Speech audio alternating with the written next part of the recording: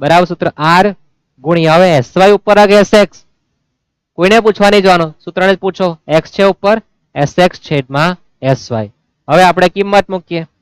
તો r નો જવાબ નથી પણ bxy નો જવાબ કેટલો છે 1.5 r શોધવાનો છે sy નો જવાબ 1 કેવાય sx નો જવાબ 2 તો 2 ના છેદમાં 1 બાજુ પલટાવી દઈએ તો 1.5 1 ના છેદમાં 2 બાજુ પલટાવો તો 1 ઉપર ને 2 નીચે જવાનો છે તો ગણતરી કરી દેજો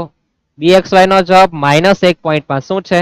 -1.5 છે જોજો શું છે માઇનસ તો લખો જો માઇનસ લખવાનો ભૂલતા નહીં રકમ બહુ શાંતિપૂર્વક જોવાની ને રકમમાં માઇનસ દેખાય જ નહીં bxy 1.5 જ દેખાય બધો જવાબ ખોટો જાય ને એટલે તમારા માટે મેં અલગથી નિશાની કરી છે કે ભાઈ માઇનસ છે શું છે માઇનસ